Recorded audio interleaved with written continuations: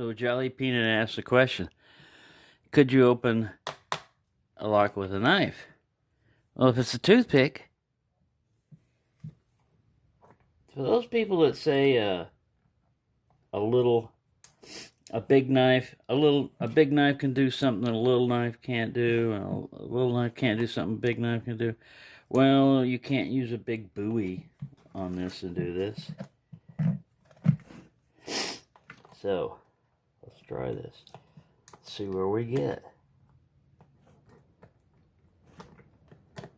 I'm using the flat side of the blade, not the sharp side. We don't want to cut the lock open. We want to pick the lock open. Ta-da! Now let's try to lock it. Let's try to lock it again.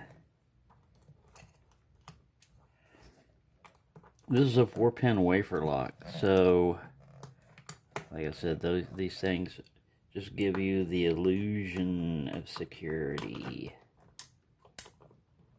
You just feel like you're safe. I actually bought this safe just for the fire protection, not for the security of it. Alright, so, do you need a lot of special tools to pick locks? No, you just need really the desire, you know.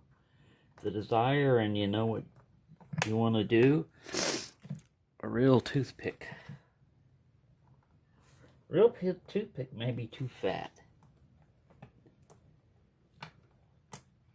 Ooh, broke. Usually what I use is a bobby pin, you know, as a backup. I carry that in my wallet too. They can't get onto you for carrying a bobby pin, but if you know what you're doing, you can turn a bobby pin into a pick.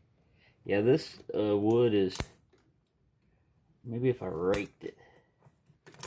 Nope. Raking, just breaking. That's why I said, that's why I like little toothpicks, because sometimes they get into things, you know, they're narrow enough to get into areas that a bigger blade wouldn't get into. But they're strong enough not to break, you know, like that toothpick did. So there you go. It's combining knives with lock picking. So no one would accuse you of having burglary tools if you had a little gentleman's little knife here. But